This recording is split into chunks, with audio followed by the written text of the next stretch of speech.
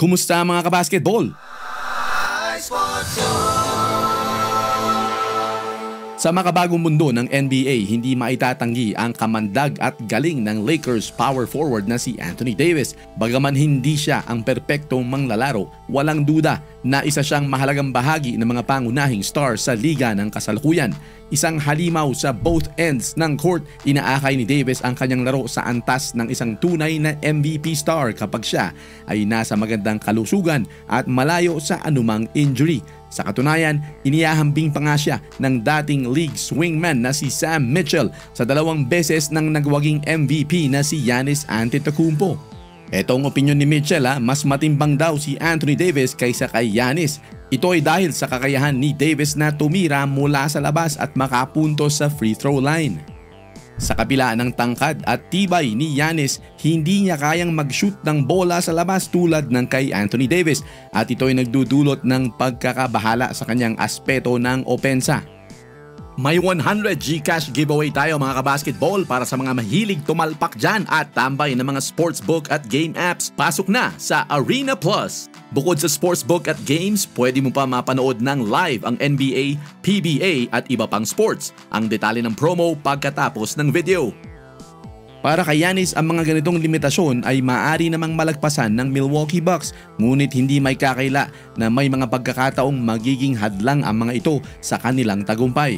Kung pagbabasihan ang kanilang playoff career, si Anthony Davis ay may 3-point percentage na 32.7% at free throw na 84.1%, samantalang si Giannis Antetokounmpo ay mayroon lamang 26.1% sa 3-point area at 61.8% sa free throw. Pag crucial ang laban, medyo delikado yan. Sa kabilang banda, si Anthony Davis ay maaring hindi kasing aktibo sa court kumpara kay Giannis Antetokounmpo, ngunit ang kanyang mas malawak na skill set at wala masyadong weaknesses ay nagbibigay daan para mataasan niya sa ranggo ang 7 beses ng All-Star na si Giannis Antetokounmpo. Sa totoo lang, si Davis na ngayon ay 30 years old pa lamang ay naging secret weapon sa tagumpay ng Purple and Gold. Sa kanyang presensya, naipanatili ng Lakers ang kanilang kompetisyon habang papalapit na si LeBron sa edad 40. Ngayon, may kakaibang pressure kay Anthony Davis na maging leader pagkatapos ni LeBron James. Sinisikap ngayon ng Lakers na ipasa ang pamumuno mula kay LeBron patungo kay Davis at pati na si LeBron mismo ay aktibong nakikipagtulungan para gawing team ni Anthony Davis ang Lakers.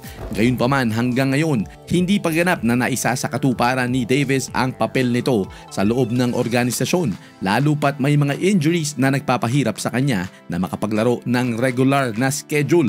Gayunpaman, kung magagawa ng Lakers na magkaroon ng isang buong season kung saan malusog itong si Anthony Davis, maaring ito na ang kanilang kinakailangan upang maiuwi ang makasaysayang Larry O'Brien Trophy sa pangalawang pagkakataon na magkasamang tandem nila. At base sa mga averages niyang 25.9 points, 12.5 rebounds at 2 blocks per game noong nakaraang season, may mas malaking posibilidad na mas mapaangat pa ni Davis ang kanyang mga numero at maging isa sa mga leading contenders para sa MVP award nitong padating na season. Sa patungo na hinaharap, ang darating na season ay isang napakahalagang yugto para kay Anthony Davis.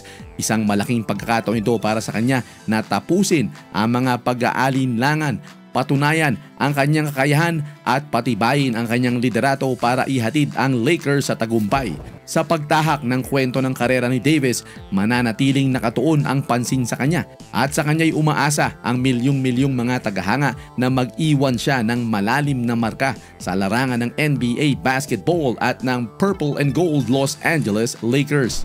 Pero anong opinyon nyo mga kabasketball, nakalalamang ba talaga itong si Anthony Davis kay Giannis Antetokounmpo? O walang mag-aaway sa comment section ha? Simulan na yan!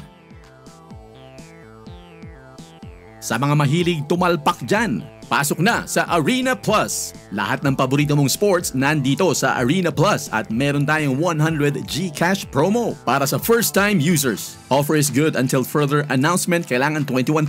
Napakadaling ma-claim ang 100 pesos. Mag-register lang sa Arena Plus gamit ang link sa description o sa pinned comment ng video na ito.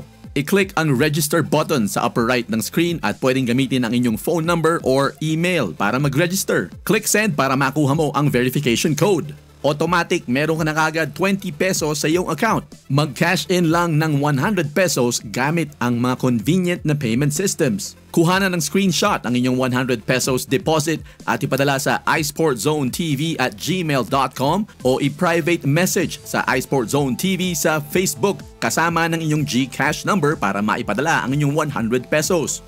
Pwede mong ilaro sa sports o iba't ibang klaseng games sa loob ng Arena Plus. Namimigay din ang Arena Plus ng hundreds of pesos of rebates. At ang maganda dyan ay pwede kang makapanood ng paborito mong sports kasama ang NBA at PBA sa loob ng app basta meron ka lang account. Kaya pasok na sa Arena Plus, i-click lang ang link sa description ng video na ito o sa pinned comment.